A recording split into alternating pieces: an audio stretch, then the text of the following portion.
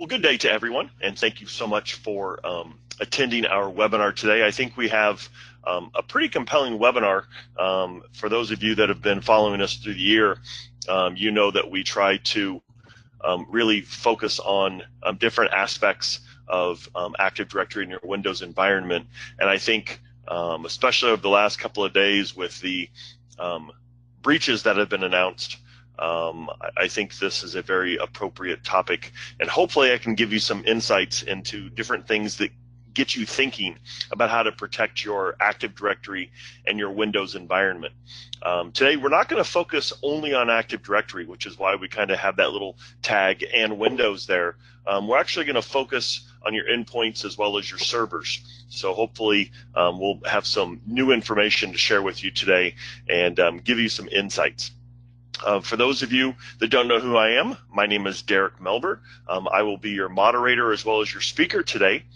As far as some logistics, this is being recorded, so if for some reason you missed something or want to go back and review something, keep an eye out in your inbox, and you should be receiving an email in the next day or two with a link to the recording. Please not only use it for yourself, but share it with others. That's really the purpose of these webinars, is to get the information out on how to get control of Active Directory and your Windows environment. I do have some colleagues working with me. They won't be heard, but certainly you will see them if you write any questions. If you have any questions as we go through, use your GoToWebinar panel. There should be a question area there, and just post your question, and they will be reviewing them all as we go through the webinar. So we will be answering questions in line as we go through. Also, I want to give you a heads up that please hold on till the end of the webinar. We do have a special offer for you, and I don't want you to miss out on that. So I don't want you to cut out thinking that we're done as I'm doing a summary. So I want to make sure that you hold on till the end. For those of you that don't know who I am, let me give you a brief, I guess, introduction to myself. Again, my name is Derek Melber. I'm the Chief Technology Evangelist for the Active Directory Solutions team here at ManageEngine. Really what that means is I get the great opportunity to tour the world helping administrators and organizations solve problems with regard to Active Directory. We do a tremendous amount of work both in the security area as well as the efficiency area within Active Directory, trying to get organizations solutions that will allow them to do more with less. The last 5 years working with ManageEngine has been absolutely amazing, and I'll talk a little bit about 2019 and what we plan on doing in 2019 to make it even another banner year. I am a 17-time MVP, both in Active Directory and in group policy, as you see there on your screen. One of the last big books that I wrote was the resource kit for Microsoft Press on group policy. Microsoft actually hasn't updated this book. It's the last book on group policy. And this book was written right after Microsoft acquired group policy preferences. So if you want to leverage group policy preferences even more, there's quite a bit of information in the book on them. I do want to talk about some online resources that are available. These resources are free for you, and in my opinion, pretty powerful. The online resources allow you to get information in a short amount of time, and they're absolutely free. So first of all, if you come to our main landing page, ManageEngine.com, click on support, you'll see that you'll have these blogs. And when you go into these blogs, you'll see that we have a lot of our information kind of in one stream of consciousness here. So if you come in and you want to just search on, let's say, Active Directory, you can do that. And so you can search on Active Directory, security, GDPR, you can search on whatever, and you'll see that we have blogs that are dedicated to all the different areas within Active Directory. And you'll notice also that we have our blogs no more than 5 minutes of your time. So this is very important. You know, I've stated, for those of you that have heard this again and again, is, you know, your time is valuable, and what I don't want to do is waste 20, 30 minutes of your time and basically you don't get any information from our blogs. So I try to keep it short, try to make them actionable to where when you read them you can do something with them. So pretty powerful and impressive there. Another resource I want to point you to is back to our main landing page. If you hover over products instead of support and go to the lower left-hand corner, you'll see this area on security hardening. Now, much of what we're going to talk about today is related to security hardening, but of course we're going to talk about it in terms of trying to monitor for things when you're attacked. But this particular website is built to help you create a more secure environment. And if you come to the bottom of this page, you'll see that we have these blue bars, and these blue bars, when you click upon them, branch out into blogs and videos that help you secure that particular area. In essence, what we did is we took about 15 years of me working as an administrator, working with security professionals and auditors, reverse engineered some security hardening plans and some audit plans, and put together the site for you. So this actually is a pretty thorough site. And again, 100% free for you. Very powerful information that's here. Another resource that I want to point you to is throughout our website. If you see this banner with our dummies book, you can click on it and download the free PDF. The book was written almost about a year ago now, and the book was written to help administrators try to get others in the organization to understand the importance of privileged access. So this was something we put together so administrators could take it to others in the organization and get them to understand the importance. Because most administrators understand the importance of privileged access, but it seems, especially based on the success of the book and what I get feedback on the book from administrators, is it's helped them to get others in the organization to understand the importance. So try to use it in your own environment. Again, it's free. These are all just resources that we put together for you. One more resource I want to point out is actually my email address, derek@manageengine.com. Please email me with questions. We're getting to the end of the year, and I always encourage administrators to kind of do cleanup at the end of the year. A lot of other people in the organization get the opportunity to take holiday leave, so things are a little quieter for administrators. And instead of playing games or doing other fun stuff, I encourage administrators to kind of dig a little deeper into Active Directory, into security, and try to clean things up. So if you need some guidance on how to clean up Active Directory, clean up group policy, set security settings using group policy, please send me emails, and I'd be more than happy to help you out there. With regard to 2019, we are building a pretty big array of travel for the experts here on the AD Solutions team. And we will be hitting the normal cities. This year alone, I think we went to over 35 countries with our world tour. And I know next year we're building the same type of thing. So please, if you are in a country that we come to with an AD seminar, if you go to trade shows, if you want to come to our user conferences, which now are in over, I think, 5 or 6 different countries throughout the world, please look us up and come to these events. These events really are for you, and it's our way of kind of meeting you in person and getting to know you better. And we take feedback as extremely important to us. I'm actually working with a couple of teams now, as I know some of the other experts are, trying to build in some of the things we're getting feedback on with regard to capabilities in our products to help organizations do more. So, and we're going to talk about some of those today, which is pretty exciting. So anyway, that tells you a little bit about me, gives you a little bit about resources that you can utilize when we're done with today. And as I showed you here, you not only have the resources online, but you can download the Dummies book as well. So let's discuss the agenda for today. What I want to do is I want to ground us on really the idea around attacking a Windows network.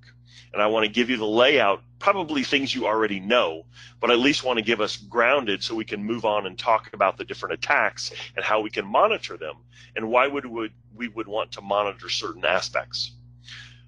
First of all, we need to talk about what attackers need and want. because this allows us to kind of see into the mind of an attacker and what they're going to go after, so we can monitor those things. And then I want to talk about kind of the perimeter of the network out at the endpoints, and then kind of get back into Active Directory. So I want to work from an outward in model and go piece by piece and showing you exactly how to do what we need to do, which is monitor for when we're under attack. So what attackers need to be successful in their attacks. Now, I'm going to talk specifically about Windows, and Windows is not unique compared to other operating systems. However, I'm going to give you details around Windows, where I'm not going to give you details around certain applications, certain other operating systems, devices, and stuff like that. So what do attackers need? Well, they need network access, okay? That's been a joke for years. How do you secure a computer? Well, you unplug it, bury it 5 feet deep, and we're set, because that way the computer is on a network. Because if the computer is on a network, right, if I can get to it from the internet, if I can get to it through a VPN, if I'm on the local network, if I can send an email to it, if I can, communicate through it with ports, whatever it is, then the attacker has at least one step in what they need. The attacker also needs privileged access. Now, standard user access is possible for attackers, but for the most part, the concepts around most attacks require that the attacker have some level of privileges.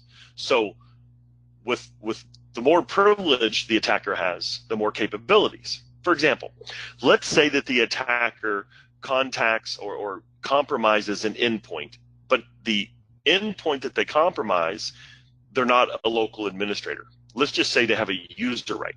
Well, if they have a user right, then they possibly could get access to files and folders and some other things. But if they become a local administrator on that endpoint, well, obviously they can do whatever they want to the endpoint. So the idea is that we want to reduce the overall exposure of computers and Active Directory by reducing what privileges the attacker can obtain. Most of the time, these privileges are admin capabilities. It could be permissions. It could be access to files and folders, the registry, applications and stuff like that. It could also be user rights. So user rights would include the ability to log on locally, access the computer from the network, back up files and folders, reset the time, a variety of different things. So these are ways, and many of you have seen my other presentations on privileged access. These are ways that attackers can get privileges and how they can utilize them. Now, another thing we have to be concerned about are weak security settings. Now, these could be unpatched systems, and I don't know the percentage. It'd be interesting to find out, but I don't know the percentage of attacks on unpatched systems versus patched systems, because the point of an unpatched system is everybody knows the vulnerability. So the attacker doesn't have to be slick or unique or very sophisticated. All they need to do is determine if the computer is patched or not. And if it isn't, well, they obviously have an inroad to the system. Most of these inroads that are publicized allow the user to get system or administrative access. We also need to worry about weak passwords and weak authentication protocols. Now, I've actually this year talked quite a bit about this and how to secure those particular areas. If you want to get links to some of those password and authentication protocol recordings, please email me. That's why I give you my email address. And I'd be more than happy to send you the YouTube links to the webinars and seminars that I did on these particular topics. Now, we also need to worry about insecure protocols. Now, protocols here could be authentication protocols, but I'm also talking about, the historic FTP, Telnet, Gopher, and you may be thinking, well, I don't use those anymore. Okay, you may not use them, but that doesn't mean your computer doesn't have it configured and people are going to expose them. So these are the typical things that attackers need in order to get into your system. And they can use them in combination. Of course, an attacker could, get into an unpatched system. Once they're in an unpatched system, now they want to get more privileges. And once they get the privileges, they can now communicate on the local network, and they can crawl through the local network. So we can actually combine these things together. The unfortunate thing is that the state of our networks were not secure. And I've actually been posting on social media quite a bit about this, not as a naysayer, but as someone to get people to start thinking about these attacks. I mean, the Marriott company was just released that they were attacked, and millions upon millions of accounts were compromised. Now, if we start looking at the different compromises that have gone on, we're talking about social media companies, we're talking about government agencies, we're talking about military institutions, we're talking about political institutions, we're talking about financial. Anyone and everyone is susceptible to a breach. And if we're putting all of this effort and money into security and we're still being breached, I really want us to stop and think about what we're doing. Because obviously what we're doing isn't enough. So I want us to start thinking smarter. And I can guarantee you, I can walk into 100 different companies around the world, and I'm going to find basic security configurations aren't set up. So please, at the end of this year, I want you to go through that security hardening site and make sure that the basics are covered. Because if the basics aren't covered, the attacker is going to find it, and that's how they're going to get in. It doesn't have to be some sophisticated attack. It could be very easy, okay? So I know that security is inconvenient, but I want us to take that next step, and I want us to look at where we can increase security to reduce our overall risk and reduce the attack surface that we have in our environment. Now, I want to get you engaged at this level of how bad it is. This is a graphic that I got a couple of years ago from Microsoft at Ignite. This is an attack timeline according to Microsoft. Now, over here on the left is the green area. This is prep time for the attacker. We don't know how much time they take with this, but it could be anywhere from a week to maybe a year, depending on the information they need to gather. Then they attack. Notice that once the first host is compromised, so I'll use my mouse here. Once the first host is compromised, according to Microsoft, it only takes 2 days to get domain admin credentials. Now that is scary business. Now think about that. Once an attacker compromises one of your endpoints, it only takes that attacker 2 days to get through your network and get domain admin credentials, according to Microsoft. And it's their operating system, so I'm assuming it's pretty correct. But that isn't the worst of it. Once you are compromised, it takes you to discover the attack 5 months. Now, what could you do in an organization for 5 months undetected? This is some pretty scary stuff. So what I'm telling you is 2 things. 1, we aren't securing our networks properly. 2, we do not have the proper monitoring and alerting in place to tell us when we're under attack and when we've been compromised. You need that, because what we need to do is reduce the overall effectiveness of the attack, and if we are breached, we need to be notified sooner. I was reading somewhere that Marriott knew 4 years ago, or Marriott was attacked 4 years ago, and we don't know yet when they actually noticed that they were compromised. That's a long time for a major organization to be compromised and not be aware. Now, how do we reduce this? First of all, I want you to think about least privilege. Again, this is a Microsoft graphic.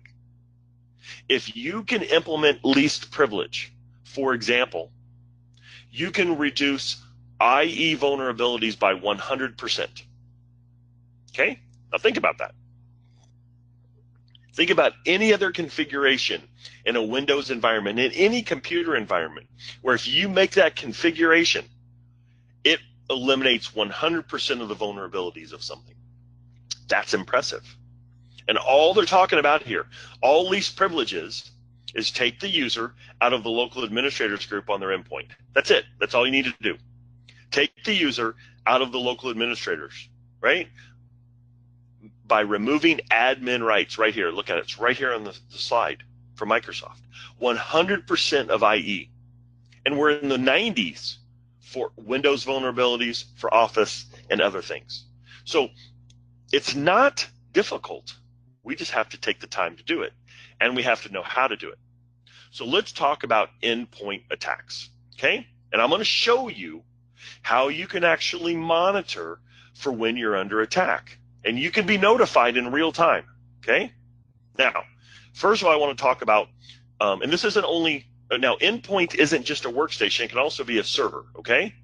So let's talk about the local administrator account. The local administrator account on your endpoint needs to be secure. Now, I'm going to come over here. I'm going to log on. And I'm going to show you how to investigate your endpoints. Again, this doesn't matter if it's a workstation or a server. All of them have a local SAM. Now, I'm going to go into the local SAM, okay? And I'm going to show you my local SAM of local users.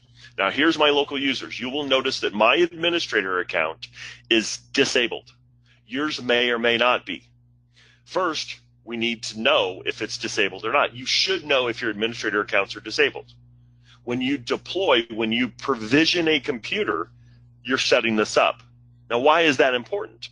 Because what we want to do is we want to monitor logons. Now, think about this. If you have an administrator account on any endpoint and someone is trying to log on as administrator and they fail, most likely you're under attack, okay? So we want to know where we're being attacked. Doesn't that make sense? So we want to look at failed logons. We also want to investigate the other users that are in the local SAM, okay?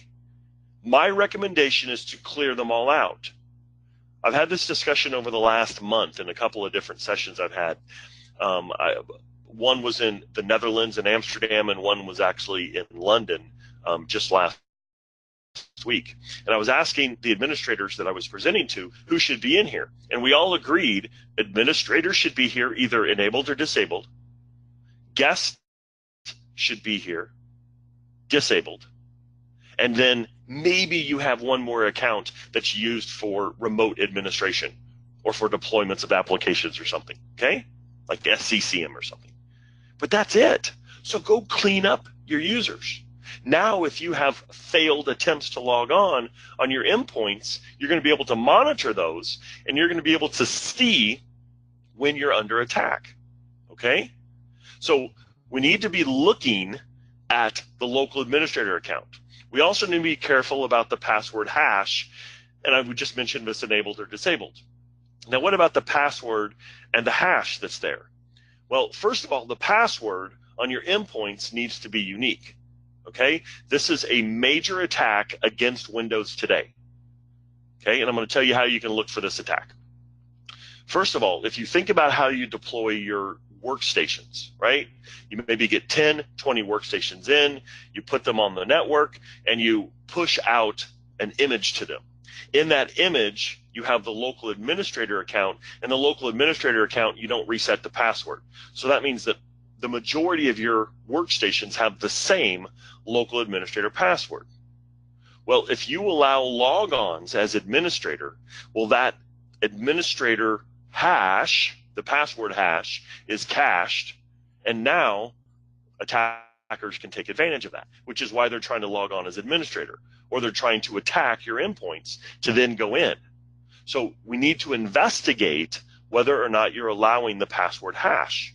But what we need to do as administrators is basically evaluate if someone's trying to log on as administrator. We also, as I just mentioned, need to look at the local user accounts, okay? We should clean them up. and then monitor if someone creates a new one.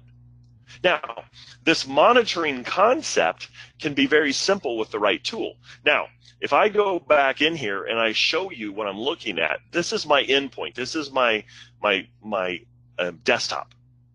On your desktop, right, if you go into your administrative tools, you obviously have the event viewer. And inside the event viewer, if you're logging in information, it goes into your security log.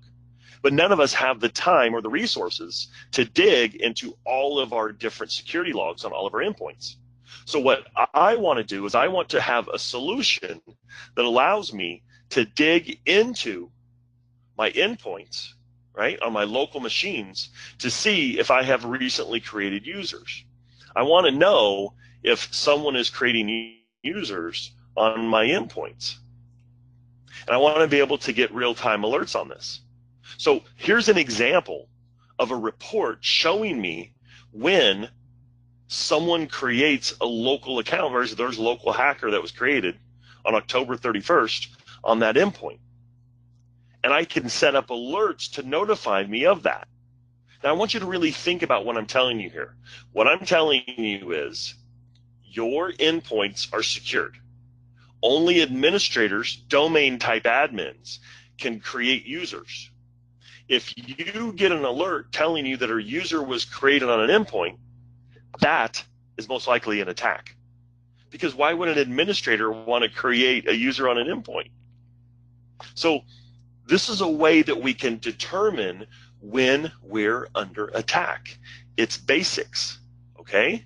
But you have to have the computer set up correctly first, and then you have to have a solution in place helping you with these particular types of monitoring. Now, we also want to look at logon failures. So notice here, right, I'm under my server audit. This could easily say endpoint audit, and I can look at my logon failures. I want to be able to see when someone fails to log on. I want to be able to see these types of things. I want to know who is logging on. I want to know which machine it is, right? So I wanted to get my host name. I want to be able to see this information. What I can do is I can set up alerts on endpoints with thresholds. Because, I mean, let's be honest, if someone accidentally fails to log on and they try to log on locally, okay. But if I have repetitive logons, I want to be able to see those types of things. So I can set up thresholds in my alerts so that I can then be, when I'm hitting thresholds, let's say 2 or more even, instead of just 1, okay? So we also, on our workstations, need to be able to look at the administrators group. Similar to users being created, if our administrators group is configured correctly, it shouldn't change membership.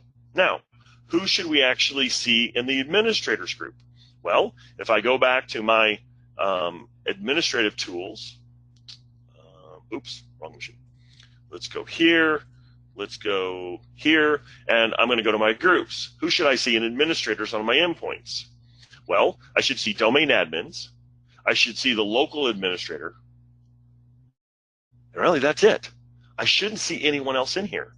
And if I don't see anyone else in here, that means very few people can add users to administrators. Therefore, what I can do is I can monitor when someone adds someone to administrators, right? And so now I can come in here and I can look to see when someone is added to a group on a workstation. And I can determine if I'm under attack, because if no one's added, I'm not under attack. But when someone is added, it means, uh-oh, someone is potentially under attack. Okay? Because again, we go back to what an attacker needs. An attacker needs privileges. On the endpoint, on your domain controllers, they want administrative access. So what they're going to try to do is get to a system that has it, put themselves in, and now they can get into the system undetected. But if you actually have a system in place telling you when these things are changing, it'll change the way that you administer. It'll give you insights of when you're under attack. The same for user rights. These rarely change. They absolutely rarely change. I mean, if I go back to my endpoint, you may not even know how to get to these. But if I go to look at my user rights, I can run secpol.msc, secpol.msc. It's on your system already. And now I can go into this system and I can see what my user rights are on this endpoint. If anything changes in here, which is rare, it could be giving them access to files. It could be allowing them to access the computer remotely, like from the network, right? What I want to do is I want to have a system in place that allows me to go in and look at when user rights are assigned. I want to be able to see when user rights are assigned so that it tells me when I'm potentially under attack. Again, every report that I'm showing you, I can set up as an alert, and it's going to alert me of that. This is the power of a system that is pulling information from your endpoint security log, putting them into a database, and then giving you a front end like AD Audit Plus to show you reports and alerts of when you're under attack. But you cannot rely on that endpoint telling you. You cannot rely on a report alone. The most important part of everything I'm showing you is the ability to set up these alerts and being able to see when things are occurring. Because without an alert, you have to go back to the report. And we all know that the reports, well, we don't have time to look at reports, okay? Now, on your servers, you also should be looking at file permissions. Again, this could be indications of when we're under attack. So what we need to be able to see on specifically our file servers is we need to be able to see when certain things change. So we need to be able to go in and look at when files are modified, when permissions are changed. So if I go back in time and I say, okay, what has changed? Actually, I don't have anything in this. Let's see if I have permission changed for the last 6 months. I haven't changed any permissions, okay? But again, this is a good thing. I don't want to see anything in here. And when I do see it, it should be something that was approved. I should be able to tie it back to some type of a ticket or some type of an order that's telling me to change it so I can document it. But I need to have a system that is going through the security logs, helping me see when things change, okay? I don't know if I have anything. I haven't set up much inside of my file system, but it's possible here, okay? So here you can see all the different accesses that I have. I have deleted, modified, moved. I have my audit changes, and everything here is telling me what's going on. It tells me the actual files themselves. So those of you that are dealing with GDPR, those of you that are dealing with PCI or HIPAA, and you have to protect certain bits of data that's on your network, this is the way that you can do it. And you have to know when things are changing on your network.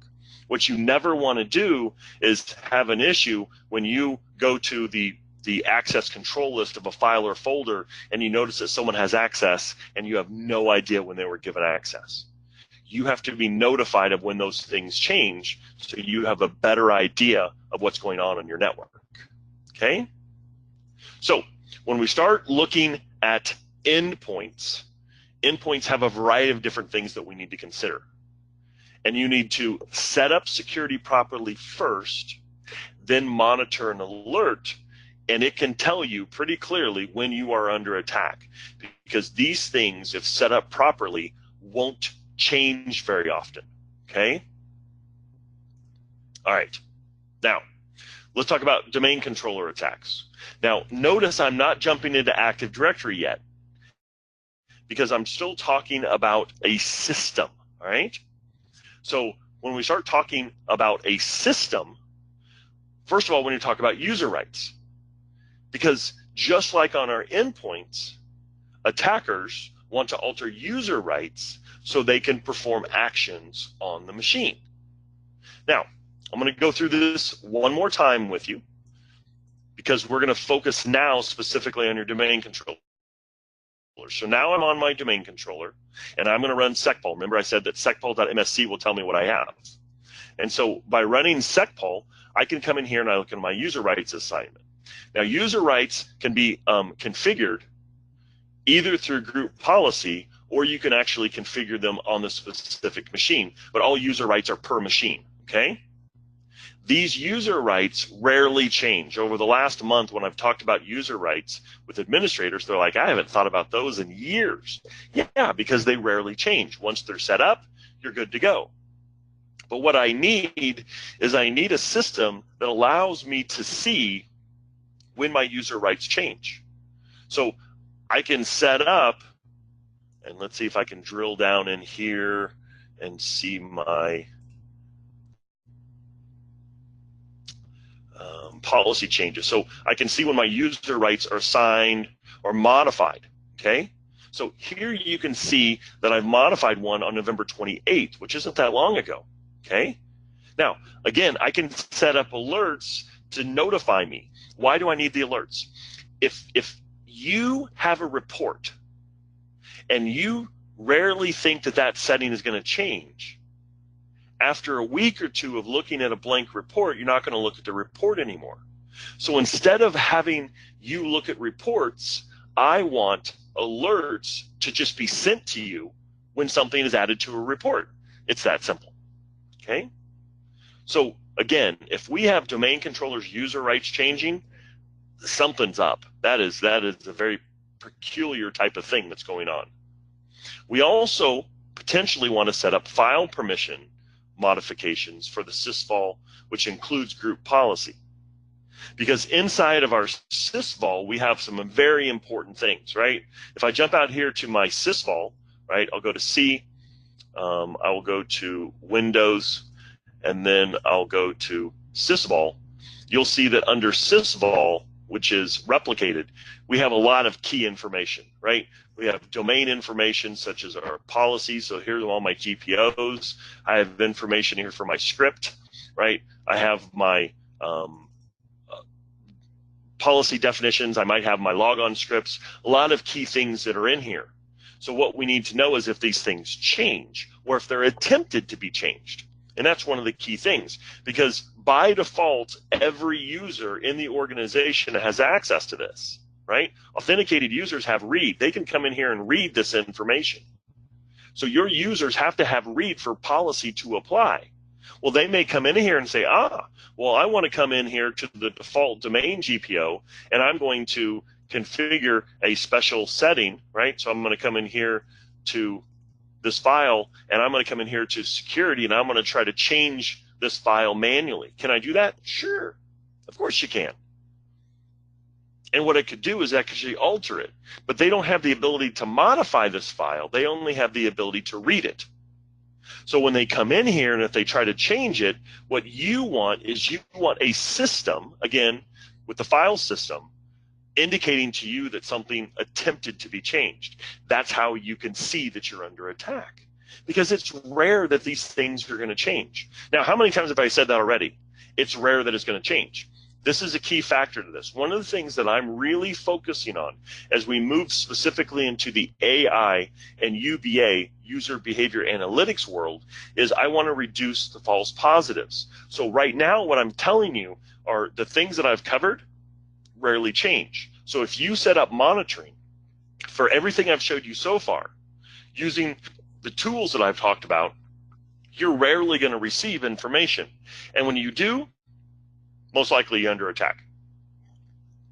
Okay? Now, we also need to worry about remote access. I just saw a question come through about VPN access. Well, what we need to do is we need to be smart about where a user is and when they're trying to gain access remotely. Because inside of your system, you have the ability to know when your users are trying to gain access remotely, okay? So if I come in here, I can actually look at radius logons, terminal services logons, remote desktop logons, okay? So these are ways that we can actually see when we have logons. And another thing that's important is I want to look at failures. So I want to look at interactive logon failures. I want to look at local logon failures. Up here, I have logon failures. I need to know when I'm under attack, because what is important for me is to be able to see the different areas for when people are trying to get into my system. One of the things I've been talking in depth with the development team about is how we can actually add information in about failures. Yes, we have information about failures, but I want to be able to get more unique reports, more unique alerts. I want to be able to use AI and UBA for these failures. And we're going to talk about more about this, okay? So what we want to do is we want to be able to see through alerts and then back up into the reports what's going on the network. I think most of us that work as a domain admin in IT can understand how attackers want to get in. We just need to be notified about when those things are triggered, giving us insight of when we're potentially under attack. So these are different concepts. Now, on your domain controllers, we also have to worry about cache credentials, because this is another way that someone can break into our systems, okay? So we need to know when someone installs an application, when they try to connect over to our domain controllers. This is a little more difficult, but we need to be aware of these different things. So, for example, what we should have on our systems is when someone installs applications that are attack applications, right? So normally these applications like Kane require elevated privileges, which is now when we go back to the whole concept of your endpoints and your users don't have elevated privileges, okay? Because when we look at tools like Kane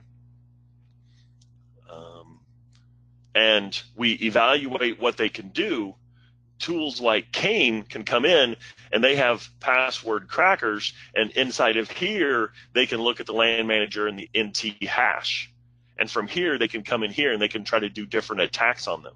So these are cached type information that's in Active Directory, but it can also be based on who's logging in, similar to your endpoints, okay? Because pass the hash and pass the ticket are certainly attacks that we need to be concerned about.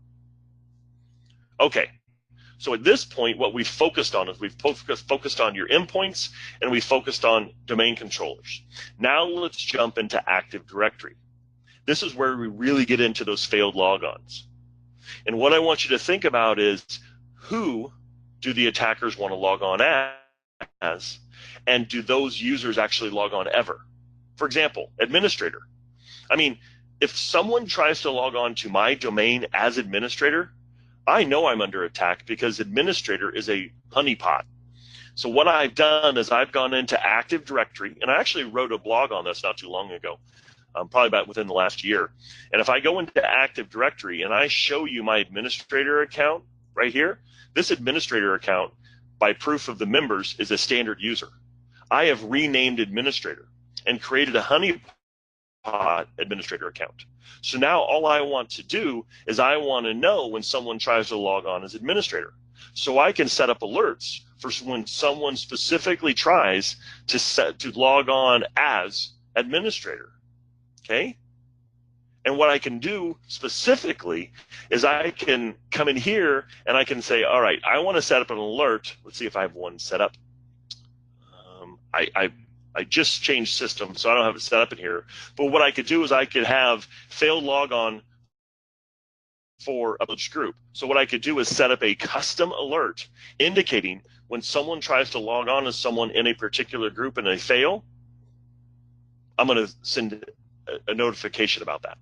This becomes a very powerful concept, because if I can actually monitor when someone tries to log on as an account that never logs on, it gives me insight that I'm under attack, because no one should ever try to log on as those accounts. It's a honeypot, okay? Service accounts. Another thing you can do with service accounts, we actually have a free tool that can help you know who your service accounts are. Just go out to our website, download the AD Manager free toolkit. Inside of here, I have service account management, and I can go and get all of your service accounts across all of your servers, okay? Now that I have the service accounts across all of your servers, I know which account is configured for which machine, okay? Since I know which account is configured for which machine, right? You see that right here? I know that these accounts are configured for these machines. There's the machine name and there's the account. So now all I have to do is go in here and set up an alert to say if that user tries to log on from any machine but the ones it's configured for, notify me because I'm under attack. Pretty cool, huh? Pretty cool. Those are the things that I can do. Because if we go back and we look at our reports for these failed logons, these failed logon reports are telling me the information that I need regarding where the user's logging on, so I can actually set up those filters to give me that indication, right? Here's the client host name right here.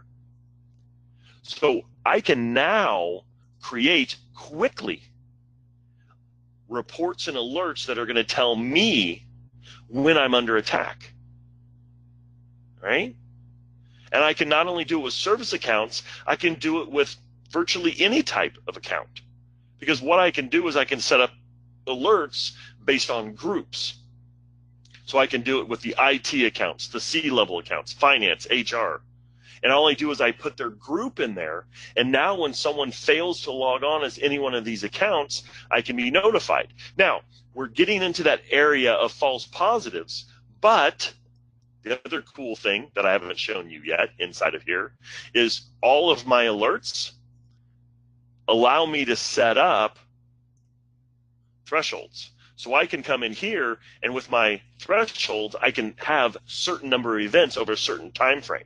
That's pretty cool, huh? So easily I can set these up.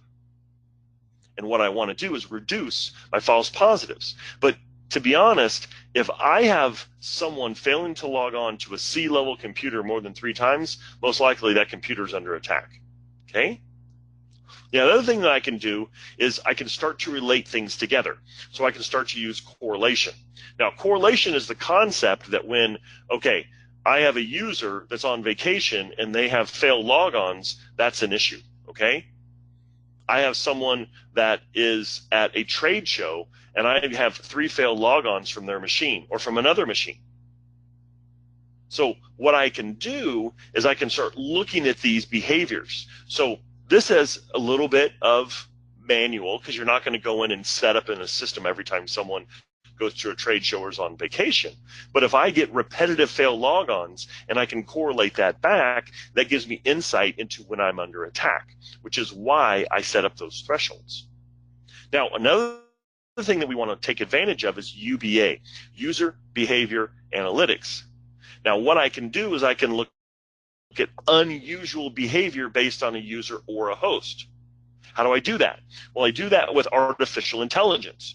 We have artificial intelligence baked into AD Audit Plus. So when I come here under my reports and I go to my analytics, I can actually see when I have unusual activities based on logons on a particular host, based on logons on a particular user. So here you can see for a particular host, the Windows 7 machine, I hit a threshold of 10 accounts for someone failing to log on.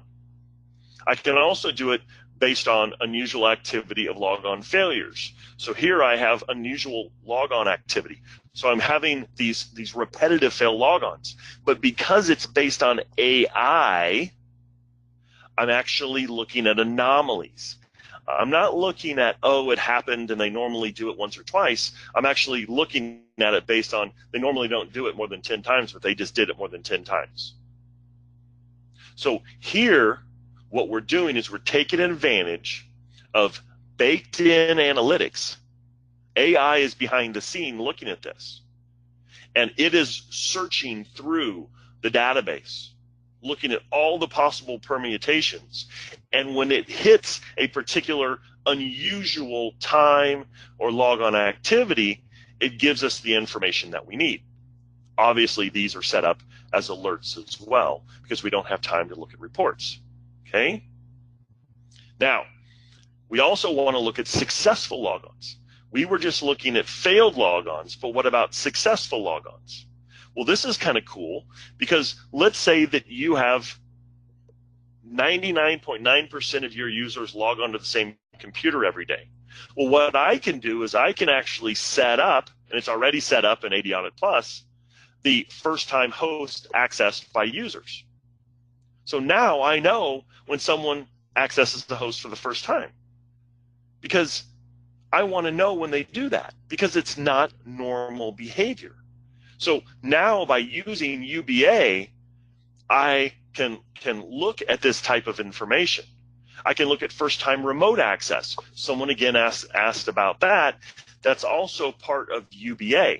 So using UBA, when I look at first-time remote access, I don't have any because I haven't set that up.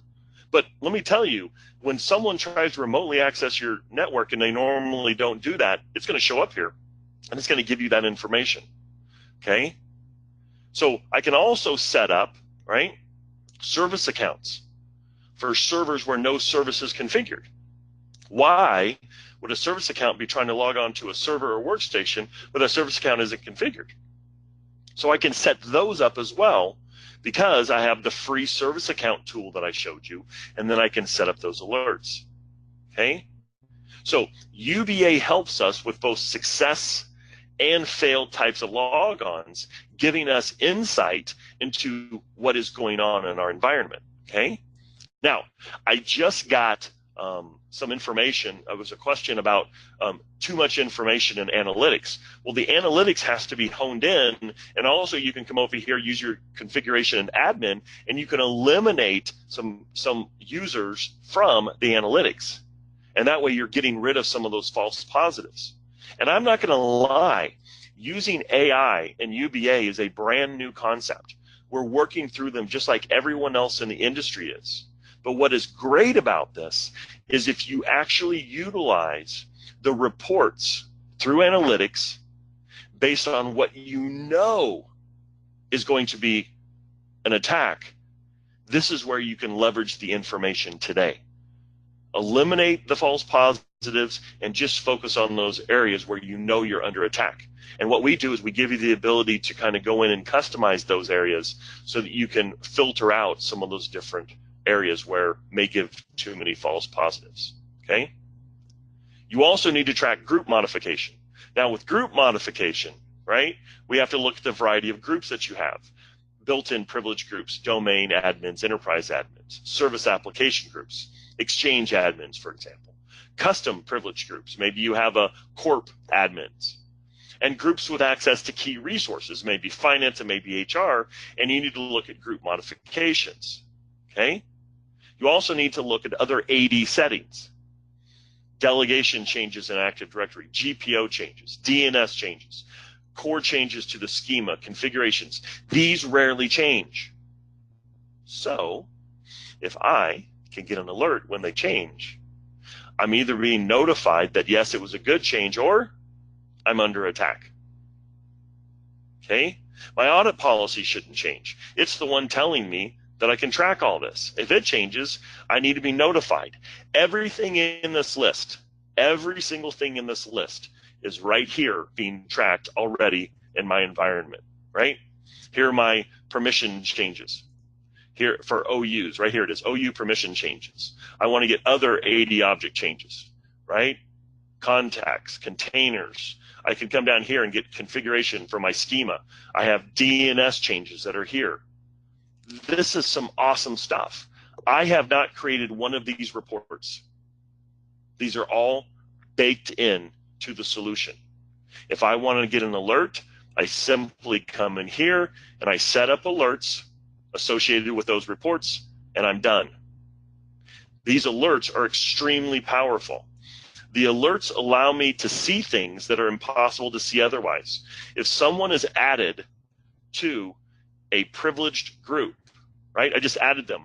What I want is I want an alert in real time telling me that. This is the power of the alert. Everything that I've shown you can be alerted. Everything. I just think it's kind of boring to look at all the alerts for me to show you and whatever. It extrapolated, right? This is the power of being able to see this. And brand new, we just updated AD Audit Plus so you can customize this graphical dashboard view. Now you can put these things into the dashboard, and you're going to be able to see things in the dashboard that are essential. Yes, you're going to be able to receive an email if you're not looking at the dashboard, but now the dashboard can immediately notify you of when you're under attack. That's the power of using a SIM like AD Audit Plus. So I know that we kind of went over in time just a little bit, but this was important. Hopefully I gave you enough information to get you to think about what's possible with seeing the attacks.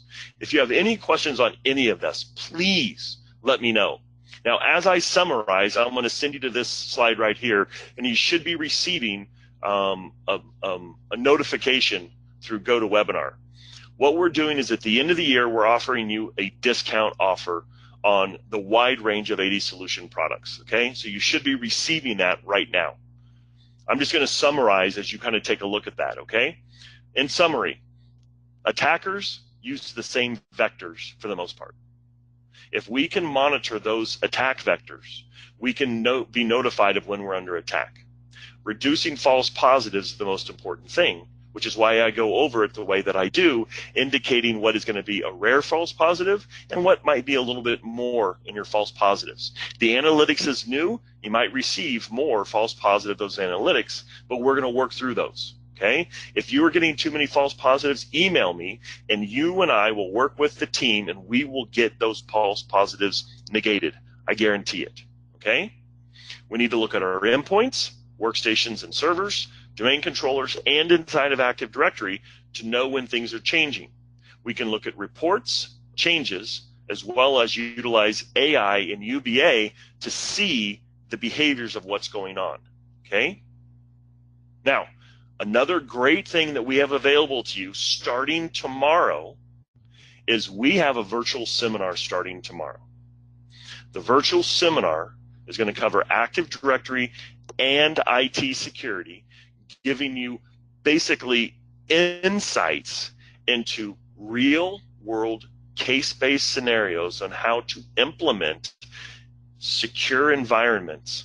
And it's going to be for 4 days. You'll see the dates right there, 5th, 6th, 11th, and 12th, starting at 2 p.m. Eastern, so the exact same time that this webinar started.